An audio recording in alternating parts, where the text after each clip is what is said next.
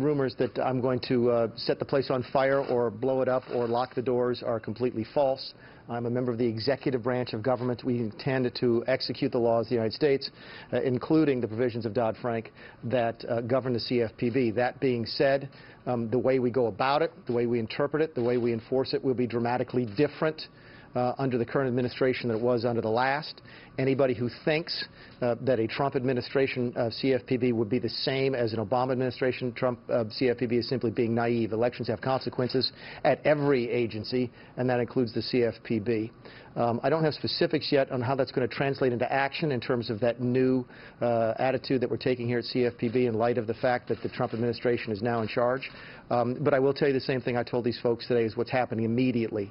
Effective today, we've put something similar in place here to what we did across the entire executive branch at the outset of the administration.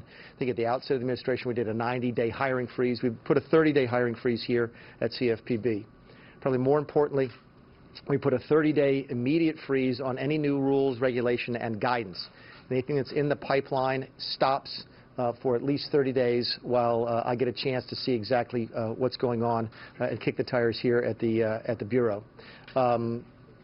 Additionally, there'll be no payments out of the civil penalties fund for at least 30 days while I get a chance to see what's happening with that. I think there's in excess of $50 million in that fund, and I want to give a handle on what that fund is all about before we start making any distributions. There's going to be obvious important exceptions to this. I had a chance to talk with legal some today and enforcement today and some things that are going on in existing lawsuits. I'll be briefed tomorrow on the roughly, I think there's 100 or so lawsuits that the agency, that the Bureau is involved with. I get briefed on that tomorrow.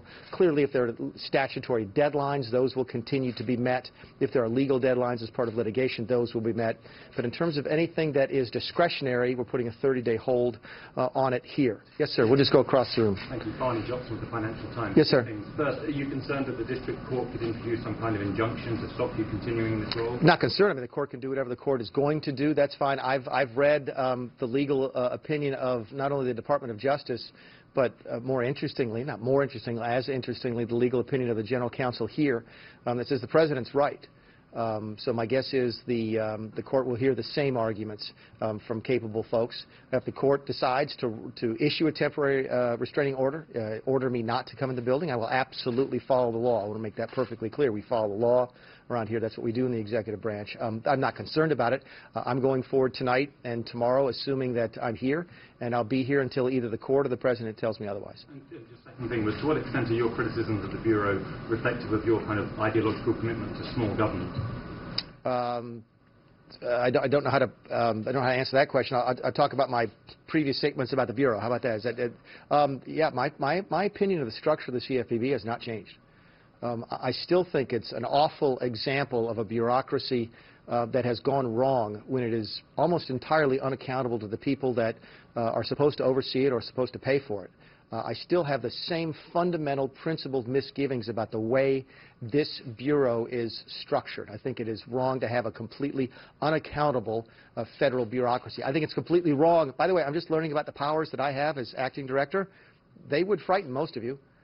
They would probably worry you to think about how little oversight Congress has over me now as I'm the director, how little oversight the committees have over how CFPB functions. I think if you've really studied the constitutional nature of our government, you study the way that the bureaucracy is supposed to work, it would both frighten and disturb you that this agency is as independent as it is. And it doesn't surprise me, by the way, that this, to the extent we're having a succession challenge, as lodged by Ms. English, it doesn't surprise me that grows out of an agency that thinks it's not accountable to anybody in the first place. So no, none of that has changed. That being said, I can't change a lot of it because it's statutory. It's up to Congress to fix it. I'm running the agency as the law sets forth.